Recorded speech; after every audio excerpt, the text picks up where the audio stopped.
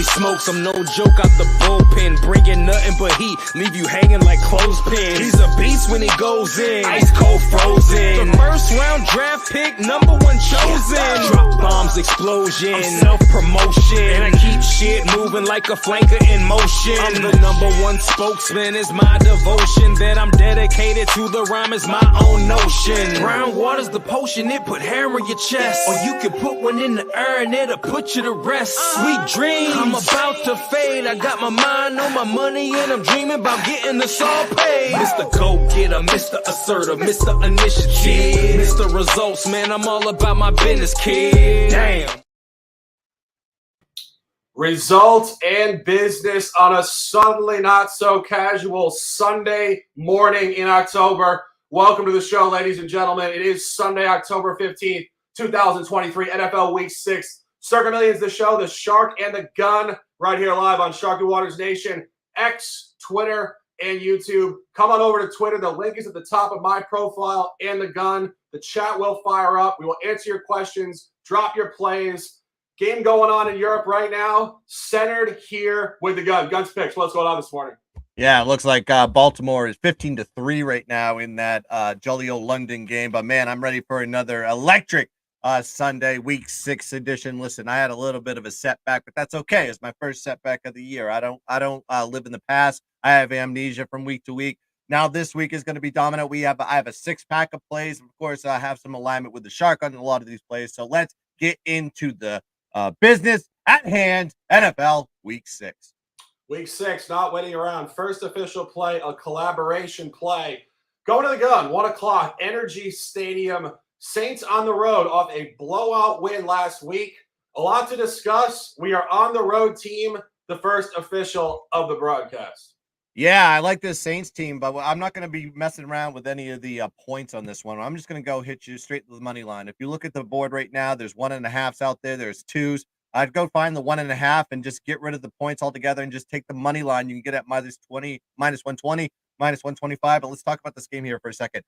You have New Orleans coming off into this game 3-2 straight up, 1-3-1 against the spread, and off a dominating win versus my Patriots, 34-0, holding New England to 156 yards of total offense, plus 148 net yards for the game with a +3 turnover ratio. Now you got Houston. Everybody loves Houston, really. He's like, listen, I've been the Houston Whisperer all season long, and I still continue to be. I'm on a great run when knowing this team. Now Houston 2-3 straight up, 3-2 against the spread, and off a road loss versus Atlanta, which we picked correctly with Atlanta last week, 21-19, giving up 447 yards of total offense to Atlanta. 163 above their season average, by the way. So this Houston team actually fell apart defensively with a minus 134 net yard average. Houston's very one-dimensional. We talk about it week to week. They're a passing first offense, right? 275 yards per game passing, but the rushing game is absolutely abysmal, one of the lowest in the league, only putting up 3.0 yards per carry. They have only surpassed 100 yards rushing once in 5 games. That's it. So this team's not going to run on you. They're going to try to air it out on you, right? Then you got to look at the pass defense for New Orleans, right? Pass defense has performed well, holding their opponents to 183 yards per game passing with a 57.1% completion rate. So this is a good passing defense here for New Orleans. It plays well versus Houston. New Orleans is also a great road team. If you actually go back to 2019, they're actually 22-13-1 ATS on the road. So this is actually a historically good team on the road. Granted, different quarterbacks the whole time. You had the Jameis Winstons, you had your Drew Breeses in there. And now, I mean, this is the perfect spot here for New Orleans. That's all I'm trying to say with that. You have New Orleans on the road stats. Carolina, Green Bay, and New England all played on the road. They have a plus 12 point differential, plus 54 net yard average, plus 1 turnover ratio. So this team loves to travel. Then, I mean, really, essentially, all I'm telling you here is New Orleans is a better play here, I think. They play better on the road than they do at home. They're playing a Houston team that could.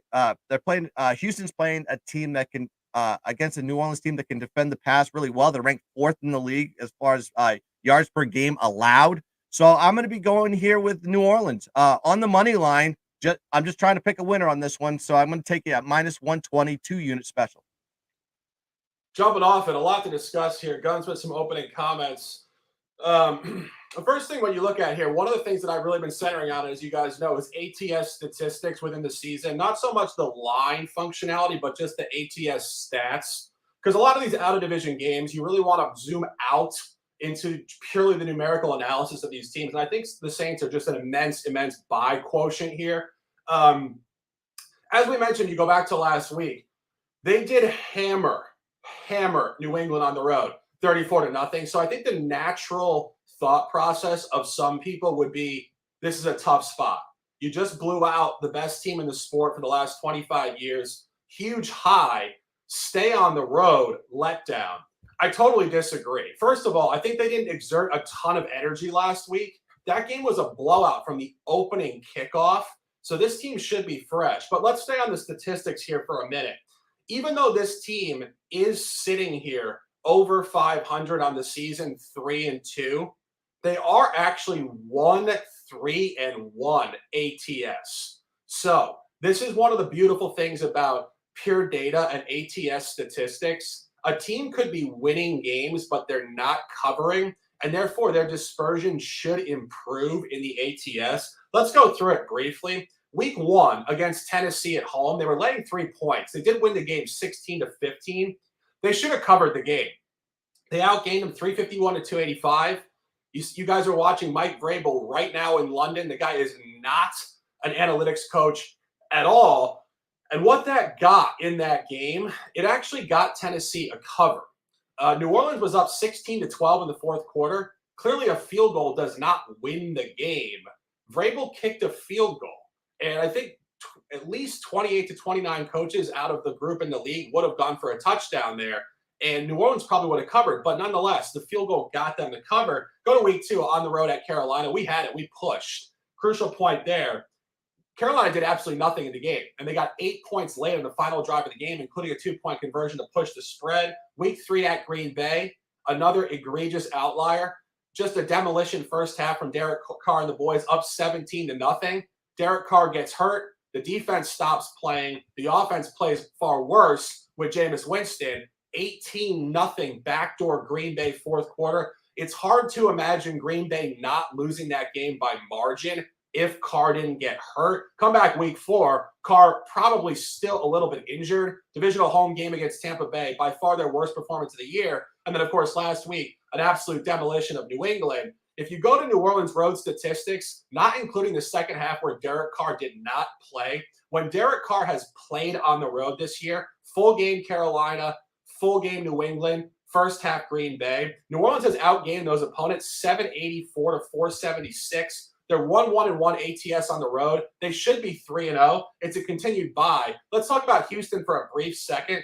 Houston started the campaign 0-2 ATS. They are 3-0 ATS since. This is a sell point in the small window off a 3-0 heater. And if you go through their out-of-division statistics, the first thing that I looked at when I looked at this game is I thought, wow, they performed well at home outside of the division. Very impressive 30-6 win, which the Texans whisperer, the gun, called correctly in week 4. But I think if you really want to go into some analysis of Pittsburgh and New Orleans being obviously the common out-of-division opponent at Texans, Pittsburgh is far worse, ladies and gentlemen. And I've said this before, and I'll say it again. I think the public narrative is still very much behind New England, Green Bay, and Pittsburgh. 3 teams, historically great, coming off immense quarterback success, no longer that team. Pittsburgh in that particular week was coming on a road back-to-back off a win at Vegas. So theoretically an identical spot. Not so much. That game that Pittsburgh played at Las Vegas, they got outgained in the game. Jimmy Garoppolo, 3 interceptions to prop up a win and a primetime high. Crucial point there, Pittsburgh in their road games has gotten outgained 813 to 558. Polar opposite efficiency to New Orleans. We think New Orleans is going to come in here today and take care of business. Final point. As I mentioned, Texans 3-0 ATS last 3. Go back to last week. Very fortunate to cover that game by 1 or 2 points, depending on your line. They got absolutely dominated in the game, 447 to 313. This is where New Orleans should sustain upward movement. Really like what I'm hearing from Dennis Allen. Derek Carr is a bye quarterback.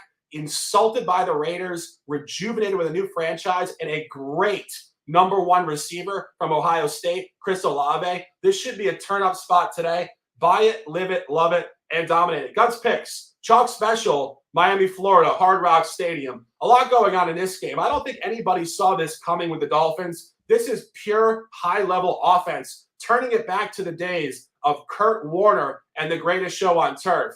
Missing their starting running back today, an absolute lightning bolt out of Texas A&M. But we think that this sustained upward movement will continue against an 0-5 Panthers team. Guns picks, an official. Yeah, I'm not afraid to take double-digit chalk when I think it seems fit. I don't care if it's square. I don't care if it's contrarian. I'm still going to be jumping on Miami on this one. I think they're a wagon, especially at home versus lackluster, low-level teams, and they proved it. And I'll talk about it here in a second. Well, let's talk about Carolina right now. They're off to a bad start. They're 0-5 straight up, 0-4-1 ATS this season. And they're coming off a loss that we had correctly with the Detroit Lions, 42-24. But they barely lost the net yardage battle in that game, minus 35 net yards. But the minus 3 turnover ratio was the difference in the game. But you look at Miami, they're coming off a nice win versus the New York Football Giants, 31-16, dominating in the yardage battle in that one, plus 256 net yards. And they had a minus 3 turnover ratio in that game. So that tells you something. They, even with the most egregious of turnover ratios, this Miami team is just so explosive. They dominate and still win by 15 points to cover the spread.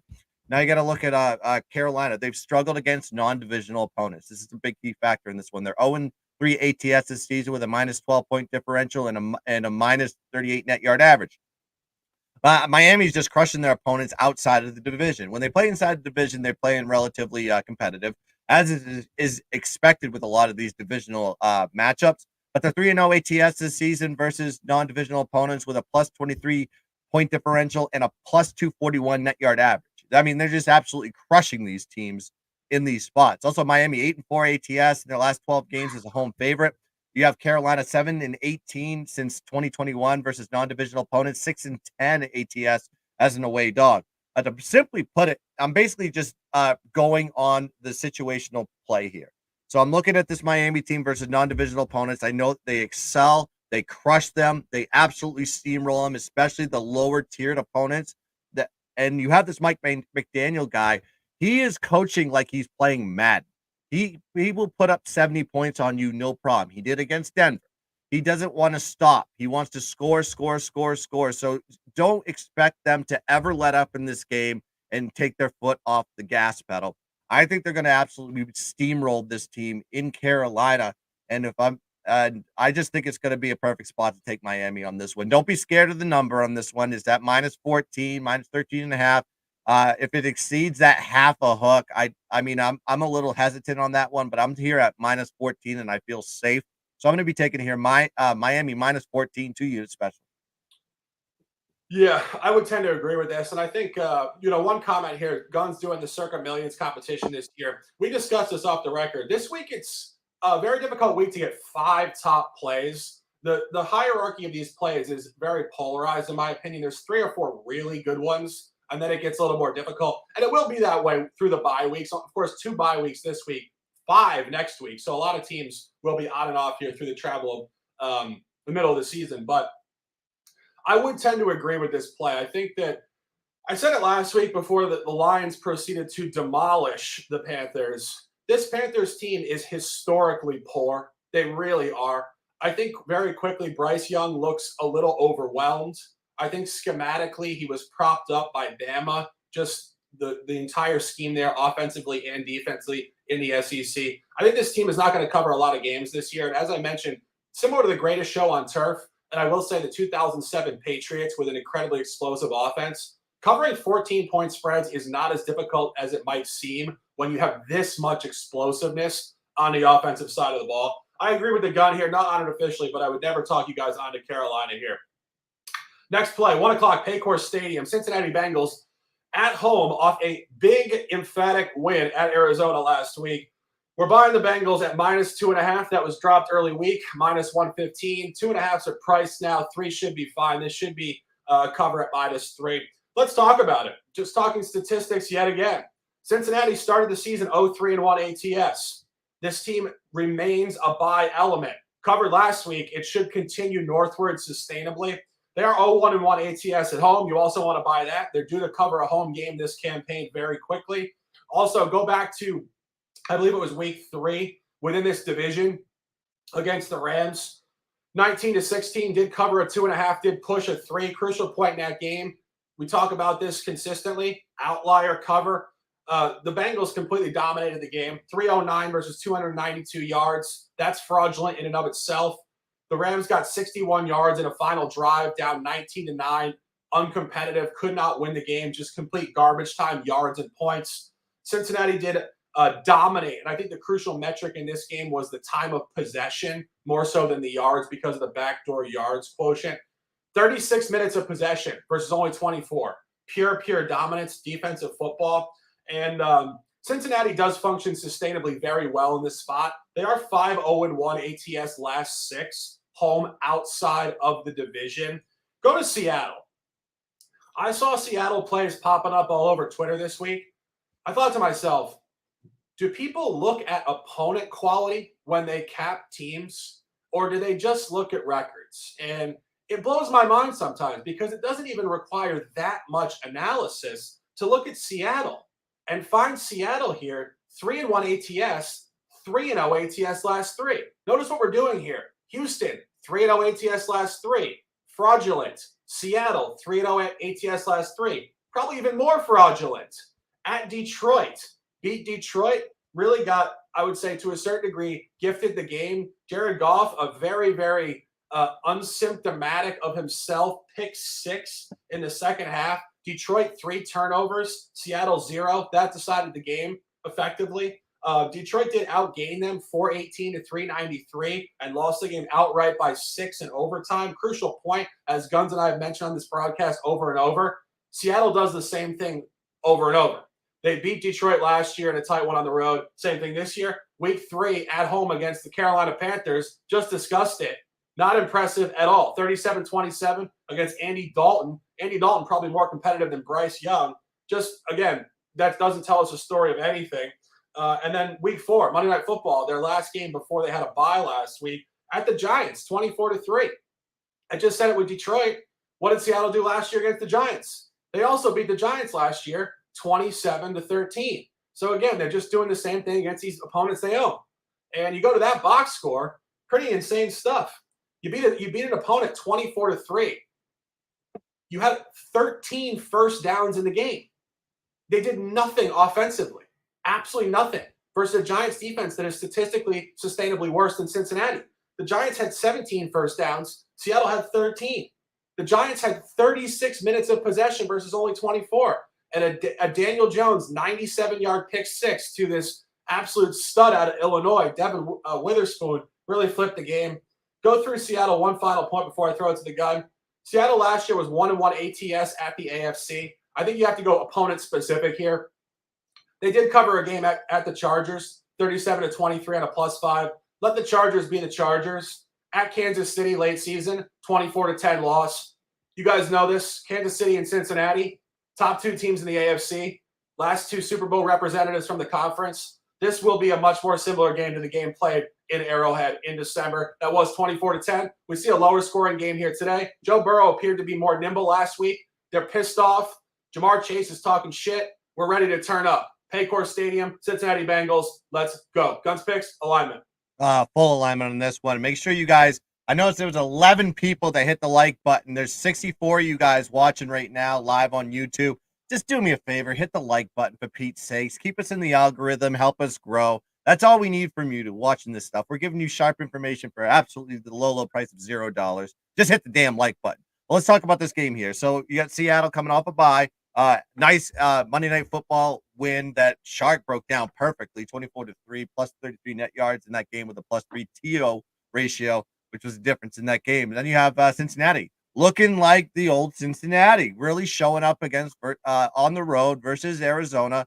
Back-to-back road trip, now back home. They actually put up their most yards of offense, I believe, at 380 yards per game in total offense with a +86 net yard average. When you look at Cincinnati, who they played 2 home games this season.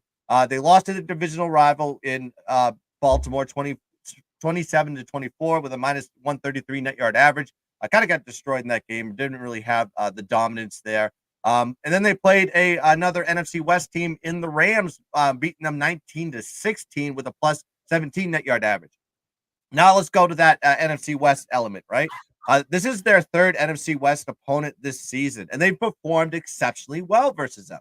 We talked about the Rams, 19-16 at home, plus 17 net yard average, plus 1 turnover ratio. They played Arizona last week. You started to see the mobility coming into the calf of Joe Burrow. You've seen him move, buying time, and he's looking a lot better week to week. They won 34-20 with a plus 86 net yard average with a plus 2 turnover ratio in that game. So not only the offense is playing well, but the defense is playing well as well. Also, you got to look at Cincinnati, 6-1 ATS in their last 7 games versus NFC opponents. So this is a team that plays outside of the conference, road versus home, doesn't matter, and plays exceptionally well versus them.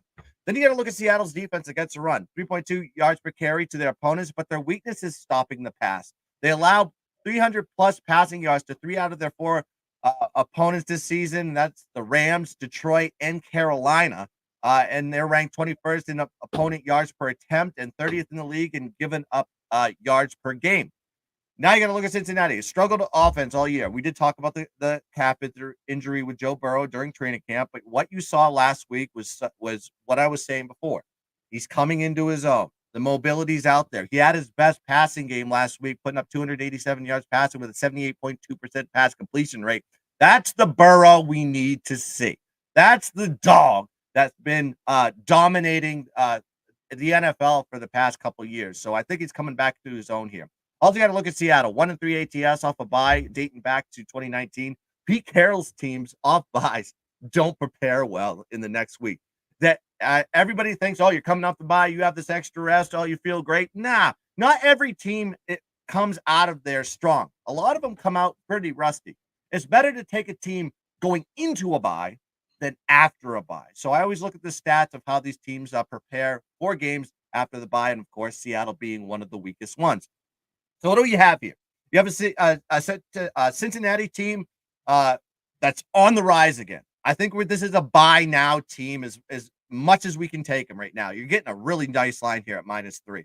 They're playing better. Burrow's looking better, looking like his former self. They excel versus NFC West teams historically so far this season, and they are playing a Seattle team off a bye where Pete Carroll's guys underperform.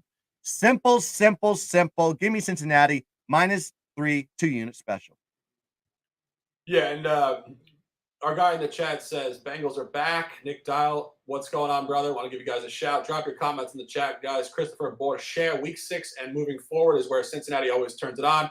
You know it. We've talked about this last year as well. We call them the procrastinators. They have to find urgency. They just don't motivate early. Now they found urgency. They're coming hard. And, Guns mentioned it. I said it last week. I thought that Burrow was very hurt. That's why I'm a prognosticator of sports, not a doctor, because clearly he did not look hurt last week.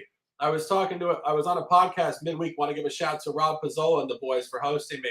Great conversation there. And Rob and I were laughing to ourselves. We said, where did this guy come from last week? He looked like he was Lamar Jackson in the pocket doing 360s, chop stepping linemen. So much for a calf injury. This is a turn-up spot today. Let's dominate. A couple 1 o'clock games. We don't have an official, but we do want to talk about a couple of these games. Let's start. First game I'm looking at here, Mercedes-Benz Stadium, Falcons, Commanders. I will jump off it, and I'll throw it to the gun for some comments. This game is very difficult. I do lean Atlanta in this game. I'm not sure if you guys are in the chat with plays. Again, if you're on Atlanta, please drop your comment. We'll talk about it briefly here. I do lean Atlanta, not because Desmond Ridder hasn't lost a home game since high school, but because I think the Commanders are fool's gold on the road. The Commanders are 2-0 ATS on the road. They covered a game at Philly. They also covered a game at Philly last year. Philly in the division just does not play particularly well at home with the Jalen Hurts group and Nick Sirianni against Washington. Let that be for what it is within the division. Go outside of the division. They are 1-0 ATS and 1-0 straight up. They did beat Denver. For those of you guys who have now seen Denver for 5 weeks, 6 weeks, I should say, Denver is terrible. And Denver is really low-level football. So the fact that the Commanders beat Denver does not really tell you much of a story.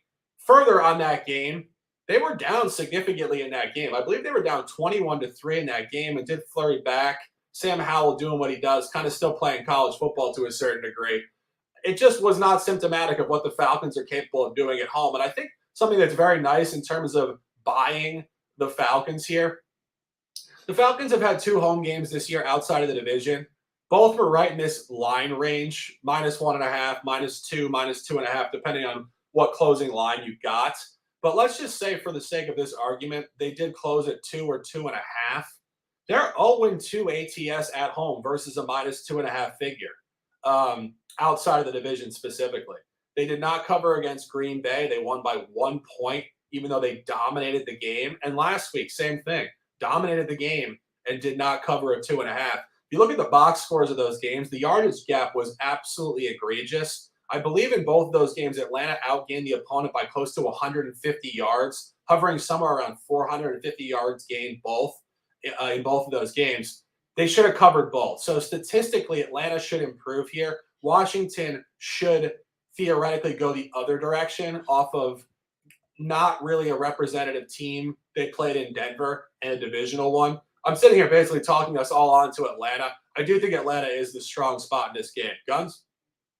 Yeah, just looking at the situational trends on this one, it's both of them are kind of egregious in these spots.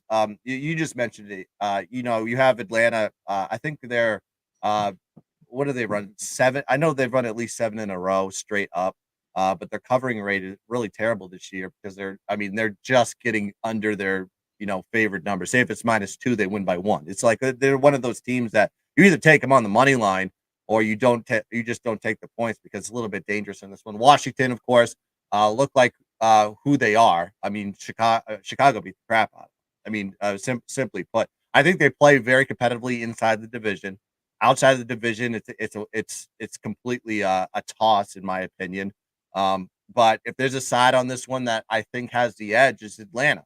But it's nothing I'm going to be playing personally, to be honest with you. If you're going to take a game on this one, you're going to take a side, I would say just take Atlanta money line, play the winner. I think Atlanta will probably win this game, but if you got them at -2, they could win by 1. I mean, this team just scares me altogether. I'm not playing it officially, but I lean on the Atlanta side money line. Yeah. Staying at 1 o'clock, you just mentioned the Bears. Bears off a huge win, their first one in 15 ball games. We had that correctly going back a week ago Thursday. Come home here in the division against the Vikings, who are clearly cratering down with significance. That was our top under in the futures team total market. People said, you're insane. Well, that's the law of averages, ladies and gentlemen. Sometimes teams run way too hot, and when they run way too hot, they're supposed to run way too cold to get to a normalized 50% average. And you're seeing it here. I'll make a couple comments on this game. I do lean towards the Bears. It's a little difficult to figure out. I do think the line is going to be really sharp. When I originally looked at this board, I thought that the Falcons-Commanders would be a tighter game than this one. I think this is the sharpest game on the board at 1 o'clock. Go back to last year. The only time Justin Fields played against the Vikings last year was on the road early season. The game did basically push. It was 29-22. Depending on what line you got on that particular day, you either covered or you didn't cover. There were some 6.5s where Minnesota covered, and there were some 7.5s where Chicago did cover the underdog spot. Key point, though, it was right on the number. Go back to late season. It was January 8th. It was week 17, week 18. Nathan Peterman was starting for the Bears, which you guys know this guy is the absolute low level of professional quarterback, and he was terrible. And Minnesota did hammer them 29-13. Minnesota did open in that particular game -2.5, but that was not expecting Nathan Peterman to play. That was a short number expecting Fields. It got steamed to 6, and it was a strong figure for Minnesota. So off that Peterman line at 6 and a cover 29-13, this comes down to -4.5 with steam towards the Bears. Obviously, no Justin Jefferson. Kirk Cousins now in the trade market. A bunch of stuff going on here. Again, this team just ran way too hot last year, and I do think there's some significance to buying the Bears to sustainably come up. It's what we continuously discuss in these conversations. You lose 14 in a row, you start to show upward movement, you're not really supposed to go right back down. If anything, the Bears are supposed to really cluster upward as Fields gets more comfortable. You saw what he's capable of doing against Washington. I mean, Washington's not great, obviously, but I don't think the Vikings are great either. If I had to take an official in this game, which I'm not, I would lean towards the Bears. Guns, comments. Yeah, I mean, the one factor to look on this, who has the rest advantage, right? It's Chicago. Chicago has the rest advantage on this one. That playing Thursday night. So if you actually just break it down from rest advantage from rest disadvantage, Minnesota is actually 1-4 ATS when the team they're going against has rest advantage, where Chicago is 4-2 ATS when they have advantage on that one. So I think that's an important note to make on this one. Then you got to look at the a little bit of a revenge factor on this one. They did cover the spread. I believe in the on the road versus Minnesota. They're playing at home on this one. They've lost 5 straight up, and they're 1-4 ATS in the last 5 versus Minnesota. So really sharp line on this one. This is actually the smallest line since 2020 when they were basically on the same number at 3. I just think this is probably a take. I'm seeing a little bit more positivity on the Chicago end lately. I think last week was a good testament that I want to see further along. Is this Chicago offense really going to be dynamic? Are they going to actually start getting DJ more and more into the offense? Are they going to let Justin Fields run the ball a little bit more, use his feet to create, and let him just be himself instead of trying to make him into this molded pocket passer that their offensive coordinator seems like he needs to be? I just think that Chicago is in a better position. Then you got Minnesota. I mean, losing Justin Jefferson, trade rumors with Kirk Cousins. Whether the media is creating their own narratives on this one, I have no idea. I mean, that could be it too, but it just seems like there's a little animosity in that franchise right now with the Minnesota Vikings, and they're after last year, all the lucky wins, and I mean they're due to give back their pound of flesh to the gamblers out there. So I think this is probably a lean towards the Chicago Bears side, and I would never take the Vikings at this point. Yeah, no question. Lean Bears, and let's keep it moving. Next one at 1 o'clock here. Niners on the road at the Browns. Sean Watson not playing. Line steamed up. It was 4. Now it's 9.5. Throw it to the gun. Opening comments. Which game did you say? I missed that one. Niners at Browns. Oh, yeah, Niners Browns. All right, so you have Deshaun Watson not playing in this game, right? Got to go back to DTR. San Francisco just running like the hottest hot spring in the entire country. I mean, they're the arguably, not even arguably at this point, they're the best team in the NFL as it stands right now in Week 6. I'm not going to stand this game. Just the line's at 10. It's getting a little bit out of control. I mean, double-digit favor on the road.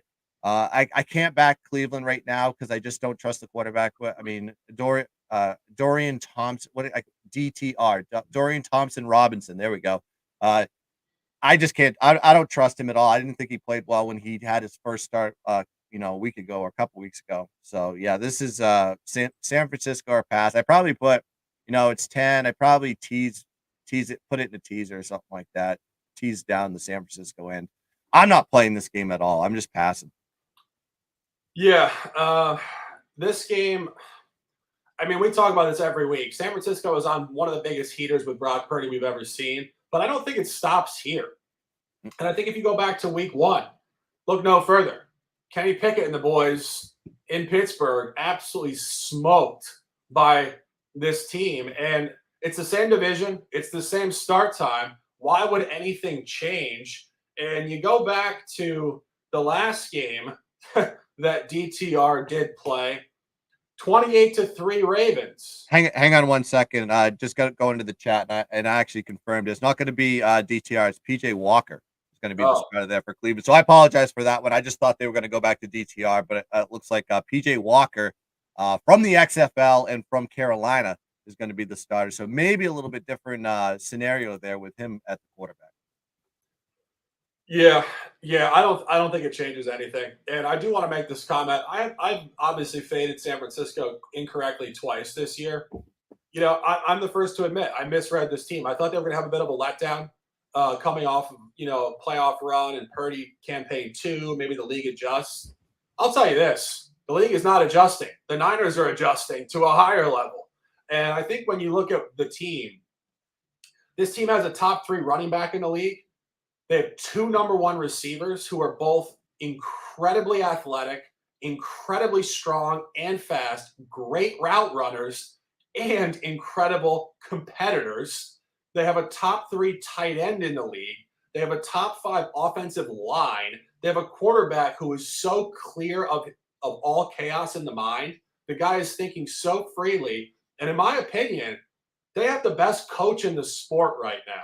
And I will say that. When I was watching Kyle Shanahan call that game against Dallas on Sunday night, he reminded me of just a magic wizard in his element, just a high-level competitor and also just a real schematic genius at the highest level of his powers. This guy has been born into football. Obviously, his dad coached in the 90s and the 2000s with the Broncos and the Redskins, but this guy is at the top of his powers. He's seeing the field. He knows what the defense is going to do before they do it. That's a crucial point in terms of the leveling war. It's basically a schematic leveling war between coaches. When you know what the coach is going to do before they do it, you're in their head. Kyle Shanahan is in the head of every coach in the league. He's better scouted. His plays are better organized and designed. This team is elite from all angles. And I didn't even mention the defense, who are just dogs. I'm behind them now. I missed it before, but I'm really looking at the quality. Every single thing you want from a pro football team, this team has at the highest level. Those of you guys who root for the Niners, enjoy this season, guys. This is a treat. The magical season. Hopefully you make the Super Bowl and win it. I mean, it'd be a disappointment if you did. I would be genuinely surprised if they did not make the Super Bowl at this point. This team is absolutely elite. Yeah. Staying at 1 o'clock, slightly less elite. Divisional football, AFC South. Colts last week off an impressive home win, which we had correctly. Jags come home off 2 wins and covers in London. Letdown effect off of London? Maybe, maybe not. I think the steam in the game is definitely indicating that. This game did open at a strong -6.5. Now steam down to 3.5, 4. I think most market analysis is suggesting a tighter game than not here. We'll throw it to the gun for some opening comments. Yeah, I mean, when you look at this matchup, historically, I think it was like 11 straight the home team won and covered, right? And then, of course, week 1, Jacksonville goes on the road, goes and plays the Colts, and they win and cover. So maybe you're seeing a little bit of a flip of the dynamic on this one. Gardner Minshew is going to be the quarterback on this one. Anthony Richardson out yet again, Mr. Glass. I think he's just going to be a quarterback that's just going to be consistently on the injury report. And Minshew's revenge tour, maybe you want to go about that narrative, sure. Coming back from London, I mean, you'd have to check. I didn't look into the stats to see how they perform when they come back from London historically, the Jags, because they go over there every year. But this is the first time they've been there for back-to-back weeks to go play games. So is there a little bit of jet lag, weak knees, weak legs? Are they going to be a little bit tired? Who knows? I mean, I don't lean either side on this one. I just don't. I mean, the steam kind of tells me, I was like, okay, I guess there's syndicates out there trying to hit on the numbers for the Colts. But Jags at home and the history there between these two teams, you got to take the home team. But I'm definitely staying away from this one. Yeah, I think this is a field goal game. I think the Jags probably win this game by 3 points. When you look at it, there's a lot of things going on in this game. I think one of the most important points is the consistency in the division for the Jags. Guns, you obviously had Houston on the road to beat them down there going back a few weeks, and that is sustainably because Houston plays them well on the road for whatever reason. Well, this is the opposite in this environment. Jacksonville plays Indianapolis very well at home in the Trevor Lawrence era. 2 margin wins. January 9, 2022, 26-11 blowout. And slightly earlier that year, September 18, 2022, 24-0 blowout. That's an average win margin at home of 19.5 points per game. They did beat Indianapolis on the road earlier this year, 31-21. You get a revenge game, as you mentioned, not only a revenge game for the Colts. Gardner Minshew did used to play for this franchise. It's definitely a tough travel spot. I don't think Doug Peterson really juices up the group that much. I think he's a good coach. I think he manages the players well. I think he's schematically intelligent, but I think he's the type of coach where off of 2 big wins, the beauty of Belichick, our guy was talking about the Pats here, but I want to make this comment. The beauty of Belichick over the years is that he knew how to piss off his team even when they were on a winning streak. And he would come into the locker room with some sort of tabloid fodder or some media comment or something, and he would just piss his guys off in the compartmentalized moment. I think that's genius coaching. I don't think Doug Peterson has genius coaching in him, where theoretically, to get his Jacksonville group off the mat here, he's got to do something totally unique and piss them off because they're riding a high. And so I think they might come out flat. I could see Indianapolis in the first half with the Jags catching some life late. And as I mentioned, I do think the Jags do get there on the money line, but I think this could be a tighter game than not. It's really just a tough game to cap here at 1 o'clock. Going to 4 o'clock, let's talk some officials 41 minutes into the broadcast. LA Rams at home, SoFi Stadium, 4:25 p.m. against the Cardinals. Guns picks, a collaboration spot, and an official. Yeah, my favorite thing to do is fade the Cardinals inside the division because they just underperform against everybody on that side of the division. Now let's talk about these two teams, where they're coming from. So you got the Rams coming into this game 2-3 straight up, 3-1-1 at ATS, an awful loss versus Philadelphia last week, 23-14, absolutely getting dominated by Philly in the yardage battle with a -205 net yard average. It seems like they did the brotherly push like 38 times in that game to get first downs on third and short. It was an absolutely insane domination by the Philadelphia Eagles. Now you got to look at Arizona, 1-4 straight up, 3-2 ATS this season, and an awful loss versus Cincinnati last week, which we talked about when we did the Cincinnati recap. The 34-20 in that one, -86 net yards with a -2 turnover ratio. This is the second division game for both teams on this one. Both played San Francisco as their first divisional opponent. So let's talk about the statistics in both those games. Arizona versus San Francisco, they put up 362 yards total offense, gave up 395 yards to San Francisco on the defensive side, -33 net yard average, lost 35-16. The Rams, on the other hand, put up 386 yards of total offense, but held San Francisco to 365 yards of total offense. So they actually won the yardage battle with a +21 net yard average. -2 turnover ratio was the bad spot in that game, but they only lost by 7. They've also had some common opponents on this one, a non-division, or actually non-conference opponent with the Cincinnati Bengals. How they perform in that one? Let's compare it. 294 yards of total offense. Arizona put up on Cincinnati, 380 yards given up to Cincinnati, -86 net yards, -2 turnover ratio. Lost the game 34-20. Rams on the road in Cincinnati, a worse spot for them for that matter. 292 yards of total offense they put up. They held Cincinnati to 309 yards of total offense with a -17 net yard average, -1 turnover ratio. Lost the game 19-16. So actually what you're seeing in those two games, the Rams have performed much better than the Cardinals have. The Cardinals have done well versus teams outside of the division, as indicated with Washington, the Giants, and Dallas. I mean, well, quite frankly, NFC East for that matter. But you actually look at them versus divisional opponents, 9-15-1 ATS dating back to 2019, and they're on a 1-6 ATS run currently. When you look at the Rams, it's a polar opposite. Not good versus non-divisional opponents, but inside the division, it's a different story. Rams are 17-11-1 ATS versus divisional opponents dating back to 2019, and they're currently on they were 5-3 ATS last season. And they actually, I think they got the push versus San Francisco in that game on a field goal at the end of the game that kind of killed a lot of people for why they kicked that field goal. But anyways, looking at the history of this matchup, the Rams dominate too. They're 12-2 ATS versus Arizona in the last 14 matchups. And then you have Arizona also will be out.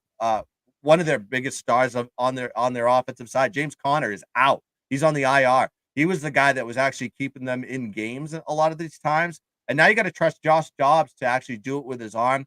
I don't think they're going to be able to run the ball very well versus this Rams team, especially with him out of the lineup.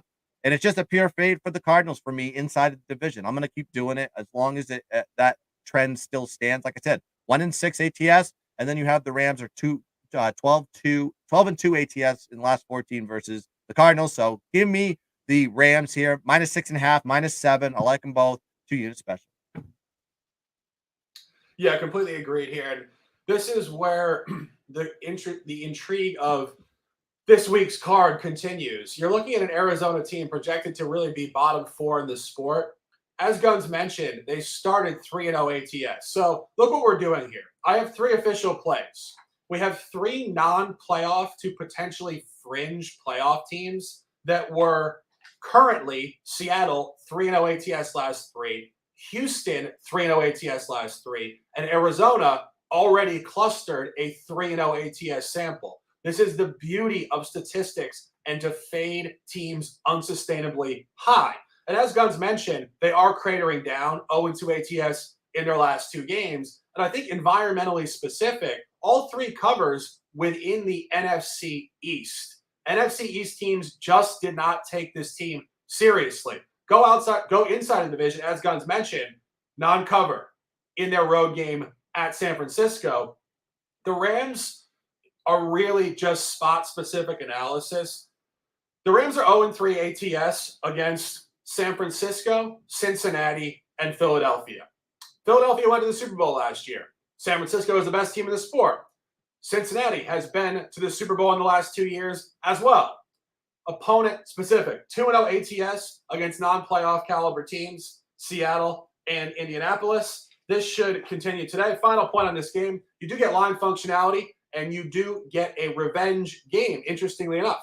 As Guns mentioned, the Rams have owned the Cardinals, which seems sustainable in this division, as the Niners also own the Rams, very much specific to the opponent consistently. However, last time these teams played, November 13th, 2022, Arizona did beat them on the road, 27-17 on a short LA Rams -3.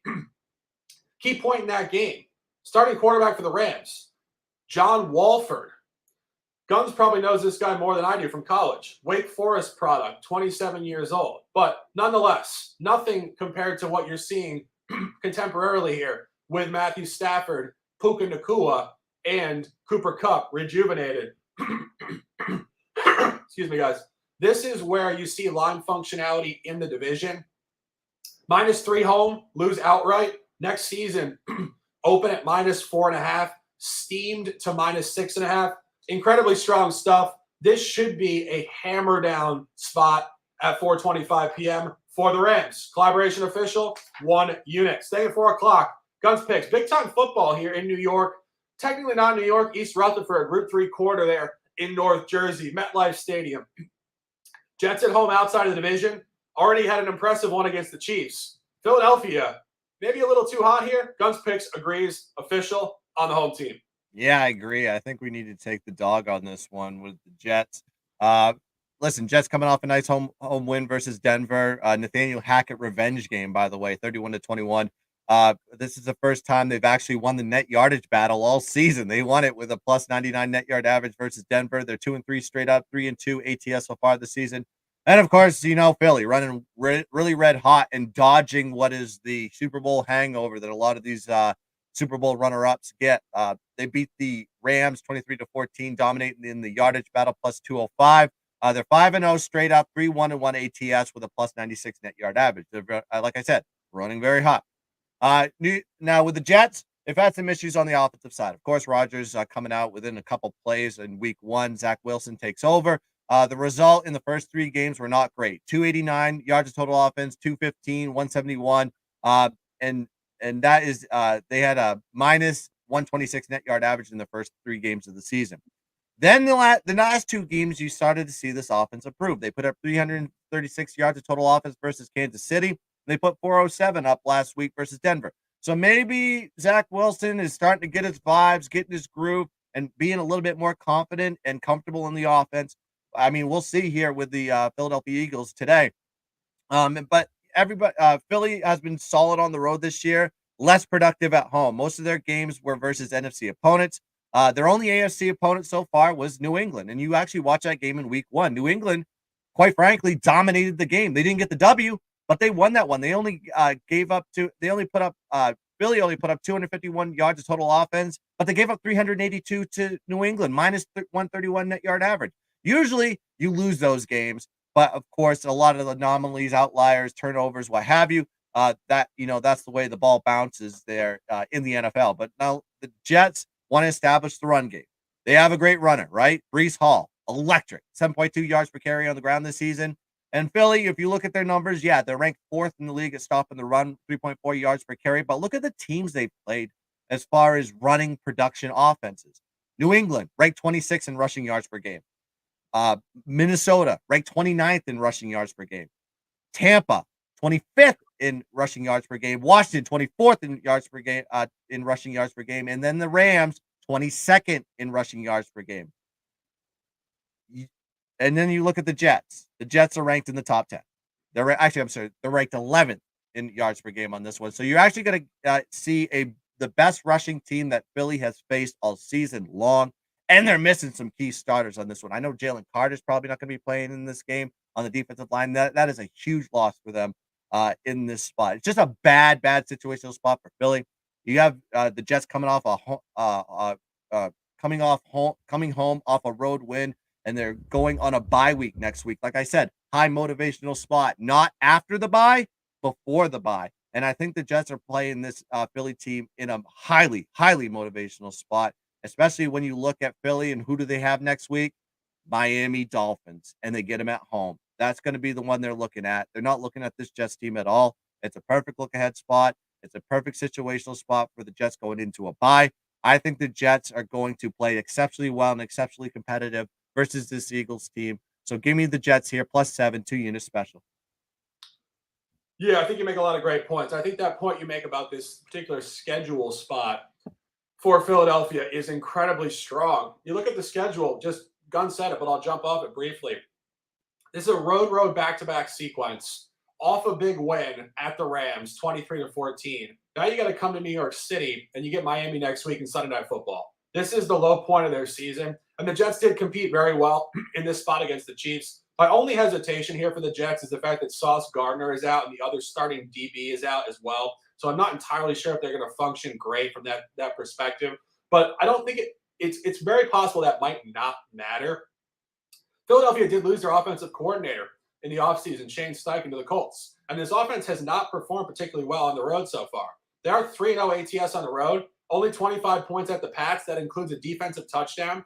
25 points at the Bucks. The Bucks just did absolutely nothing in that game, 25-11. And last week, 23 points, 25, 25, and 23. I'm not impressed. And I think the Jets defense does have enough juice and scheme and depth where it might not matter that a couple of their DBs are out. Philadelphia is just running a really clean sheet on the road here, 3-0 ATS. They should be coming down in this environment. Don't have an official on this myself. I would lean towards the Jets to keep this tight, very similar to what they did against the Chiefs. And obviously the Eagles just in a tough spot here. A couple games we don't have officials on at 4 o'clock. Let's talk about these briefly. Patriots at Raiders. Raiders off a big win on Monday Night Football, which we had correctly against Green Bay. Patriots showing signs of bottoming out off of 20-plus years of domination. When you're that good for that long, it's very feasible you could be poor for at least a period of time. Mac Jones looks like he might be at the end of his run. Some speculation Will Grier might get some action this week. And maybe Malik Cunningham, who was just promoted from the practice squad. Tough spot. Guns, any comments? What happened to Bailey? Is Bailey not going to play? I want the Zappy era to come in, baby. Come on. I don't think God so. dang. All right. Well, listen, this what can I say about my Patriots? What can I say? That offensively, they're anemic. I think they've scored three points in 2 games, something like that. They didn't score last week. They got absolutely dominated by a middle average team in the Saints. This team is just unbettable right now. It's on my graveyard list. It's basically if New England's playing anybody, I'm gonna pass. It's just until I see some production out of this offense, which I've seen none. You can look at it from a narrative perspective. What happened in the game last year? Tie game. And all they had to do is down the football, go into overtime. They passed it to Jacoby Myers. Jacoby Myers now a Raider, right? They start doing the dipsy-do flipperoo and then give it to Chandler Jones, another former Patriot, runs it back for 6 points, ends the game. That could stick in their craw a little bit because they're playing in the same positional spot, going on the road, playing this Raiders team. The lower level McDaniel, I say, as far as coach. I'm not talking about Mike. I'm talking about Josh McDaniel. Not really a winning coach at all, for that matter, and not just with the Raiders, but also with the Broncos. He really wasn't very good. Both teams have check boxes that make me want to fade them, and this game is just going to be so ugly, so gross. I don't even want to watch it. I don't even want it on my TV. I'll put the quad box on, and I'm going to make sure that New England's not on that TV. I'm going to put New England in the graveyard for a while, and I'm just going to pass on this game. Yeah, this game is really tough. I don't know. A couple points to either side of this game. First of all, I think people are running so far away from New England. It's the ultimate contrarian spot. I'm not sure if Kelly in Vegas has gone official with New England yet, but we will check that for those who want the contrarian take here. Shout out to Kelly. We love her. We just love to mess around. It's all good. But, yeah, shout out to Kelly.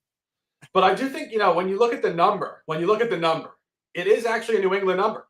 These teams, as Guns mentioned, these teams played last year, 30-24 Vegas, just an absolutely ridiculous touchdown to end the game, just inexcusable from the Patriots there.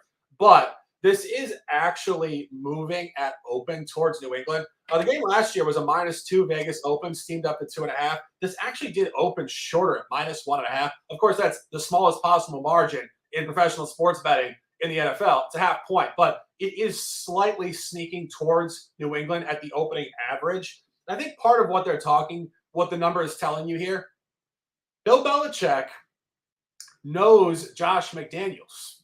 And if they were ever going to scheme an opponent right, it would be this opponent. And this opponent has not looked good offensively. They did beat Green Bay. Our guy Rico Montana says, I feel like my Packers are about to be at the bottom for 20 years. I agree with you. Maybe not for 20 years, or he said after 20 years. I agree with you. They are bottoming out, which makes the Raiders win over them 17-13 less impressive. I don't think Josh McDaniels is a very good head coach. I think he is the prime example of how some guys are very good coordinators, not head coaches, and it has to stay that way. It's just who they are as a human being. I don't think he leads the group right. I think his voice does not hold a lot of weight in the locker room. And I think that Jimmy Garoppolo, as much as I like the guy and I think he's had a good career, I think he is fairly pedestrian at this point. Again, there's tons of moving parts. We don't even know who's going to really play quarterback for the Patriots. I have a sneaky feeling the Patriots might come in here and play a game that people don't expect, because I think that off of the two worst games in Belichick's career, it's just classic. It's classic Belichick. The on to Cincinnati game. People they're selling so hard, and he'll come back here against a guy he knows so well, knows their scheme. I don't know. And truthfully, at this -2.5, 3 figure, I think this could be right around 3, where at +3, this could be a 1-point game. This could be like 23-22 Raiders or something like that. I don't know. We're not going official with this, guys. Just want to talk it out because there is some intrigue in this game. So yeah, complete pass. Can we go to the next game, man? I don't want to talk about my Patriots anymore. I've had it with them. Next game, 4:00. Big time stuff here from the Lions. Lions showcasing just sustainability that I don't think a lot of people thought they had in them, except for us. We've been buying the Lions ever since the middle of last season. Tough spot here for the Lions, however, today. I'll make a couple comments and throw it to the gun. Lions obviously scorching hot, very good. Love their coach, love their makeup, love the whole thing. Amon-Ra St. Brown comes back here today. First time in a while he's played, or if ever, with Jameson Williams. Team is going to be stacked. I believe Jahmyr Gibbs is not in the lineup, but I think that should be fairly irrelevant. The only problem here for the Lions are in a kind of a bit of a sandwich spot. A couple big wins in a row. They have a road back-to-back sequence. They do play at the Ravens next week, which is clearly a bigger spot for them. And I think maybe not going to play into today's game, but maybe it will. The last time that Detroit did travel to this portion of the country within the NFC South, they did play at Carolina last year. They were a small favorite, -2.5, 3. They played their worst game in a long time, 37-23 loss. Not saying they're going to lose outright by 14 points today. What I am saying is that this is a tough travel spot for the Lions, and I think that's why the line is not moving at all. 3.5, moving down a little bit. I think some sharps are jumping on Tampa Bay. I think people do feel like this is a bit of a trap sandwich spot for them. The only problem with Tampa Bay is that Tampa Bay has not performed well at home as an underdog. The only time they were an underdog, it was that game we just mentioned, Philadelphia, 25 points, 25-11 on Monday Night Football a couple weeks ago. They don't perform well as an out of division dog. You want to fade them in that spot. Detroit's in a tough spot. You want to fade them in that spot. I think this could go either way. I think there's another push line. This might be the toughest game of the week. I think there's actually maybe more transparency to taking something in the New England game than this game. This game, I got nothing. Guns? Yeah, I think when you look at both of these teams, I was looking to cap this because I looked at the short line and I'm like, that's a weird line for Tampa. You would think automatically in your head, you're like, oh, let's see if we can get there with the Bucks. Well, Bucks, they're coming off a bye week, and that's a bad position for them because they never perform well out of a bye. I think they're on a 1-4 ATS off a bye. And you have Detroit in a similar spot. This reminded me of what last year they come off a nice big win at home. Then they go on the road versus an NFC South team in Carolina and get beat and smoked in that game. Just underplaying in that game. So both of them are coming from a weird positional standpoint from what happened last week to going into this week and what's coming up in the week after. I just think this is a bad spot for Detroit, and I also think it's a bad spot for Tampa. So that's why probably the line is sitting here at 3, right? I mean, they're thinking one way or the other, one of these teams are going to cover it. But yeah, this could be a really close game, or Tampa could smoke them, or I could see an angle where the Lions could smoke them. So if I have that in my head and I see check boxes on both sides, I just pass on the game. So this one is a complete pass. I think they're both in a super flat spot on both sides.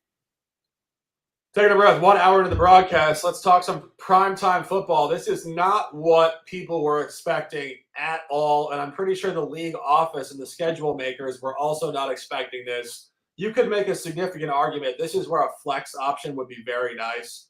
A 15-point home favorite is not what the league wants on Sunday Night Football. People thought this was going to be a nice little in-state rivalry. Of course, oftentimes, at least for me, I think it's in-state, but so opposite in terms of the demographic and whatnot. And it's not really a rivalry at all from that standpoint. They are hours away from each other. Nonetheless, they are in-state. And but I think when you look at this from the schedule makers, they were thinking the Giants would be at least representative of what they were last year as a playoff team. And Buffalo, obviously, very classy. But the Giants are not. They have Tyrod Taylor going tonight. Bills coming home off a tough loss in London. Guns Pitts, any comments? I don't know who the scheduling gods are, but they need to be punched in the throat for giving us this game on Sunday Night Football. I mean, they gave us the San Francisco and Dallas game, which was supposed to be the game of the year, and it turned out to be just a lackluster toilet of a game, and we were in bed by halftime. But this one right here, you have the Giants. What are they off of? They're lost 3 straight. Just getting beat by every single team. They even won the turnover ratio last week, like I mentioned before. They had a +3 turnover ratio and still lost by 15. That's how bad this team is. You got the new quarterback, Daniel Jones, got a neck injury. He is going to be playing. It looks like they're going to go with Tyrod Taylor. Tyrod Taylor is always that quarterback that excites me, but I don't know how that's going to work with the dynamic of that offense. And I think Saquon's going to be playing this game, if I'm not mistaken. So there's some positive key points on this one for the Giants. Then you have Buffalo coming from London. I don't know what their situation is, and then they're playing this lackluster opponent in the Giants at home. It is prime time, so there may be some motivational factor there. I probably lean. I think this number is a little bit too high. They have a lot of injuries on this one for the Giants as well. That's probably why the line is double digits. But I kind of lean slightly to the Giants. I just think this line's a little bit too high for them, especially with the Bills coming back from London. I don't think they're going to be 100% crisp coming into that game, and Tyrod should be able to move that offense better than Daniel Jones. Yeah, this is tough. It is tough. Again, this is not the same thing as Miami laying 2 touchdowns to Carolina. Basically, very different. Full staffed. This is the Circa on ice, if you will. And for those of you guys who don't know what that means, it's this joke idea I created in the NBA that suggests that when the top players are not playing, the other team pulls in the ice, luges, the banquettes, ditties in the locker room. They're partying. They're not trying. That's Circa on ice. They're not trying. So Circa on ice would suggest that the Bills facing Tyrod Taylor would be partying in the locker room and not taking the game seriously. NFL is not NBA, but I do think nonetheless this is a fairly tough spot for Buffalo. As much as it's a bounce back, it's kind of a weird spot. You go to London, you come back. Teams are notoriously flat coming back from London. It's just travel. It is what it is. I don't know what it is. I've obviously never gone to London and played a pro football game, but something lingers for teams. And I think this is just a weird spot. You get Giants and a backup quarterback, and then you got to go to New England for a divisional game next week. So I'm not entirely sure if this is the get right blowout spot. I think next week at New England, they're going to really turn up against a bad New England team and then really get into their flow from there. Now, this early season travel for Buffalo has been fairly difficult. At Washington, home Miami, London, home at New England. Zigzag, cross the ocean in a different continent. I don't know, guys. It's tough. I think Guns is onto something here. I think this could be a sneaky backdoor or just win by 14. I think 15 might be too much, but not a game we really love. However, Monday Night Football, Cowboys at Chargers, SoFi Stadium tomorrow night. Dallas on the road, back-to-back. Absolute slaughterhouse game in the last game, as Guns mentioned. Bounce back has to come in some format here. They can't get any worse. Chargers are always on the number to a certain degree. Very sharply graded team. Out of division, out of conference, but the Gun with an official on Monday Night Football.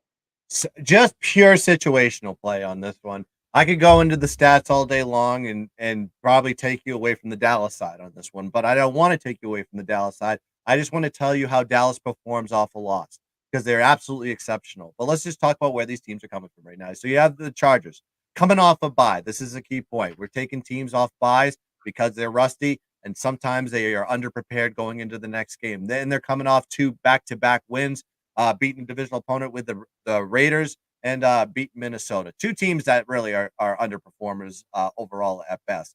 Now you have Dallas. They're coming off that terrible loss. We talked about it already with against San Francisco, 42-10, minus 234 net yards, minus 3 turnover ratio. Don't let that deter you from Dallas. You just played the best team in the NFL and got dominated in primetime. But Dallas underperforms on the road. They're minus 1 point differential, minus 38 net yard average. They are on the road in this season. However, against NFC opponents, their 2 losses were against NFC West opponents. They played the AFC. They played 2 AFC teams so far, and you can take it with a grain of salt because they played the Jets and they played New England.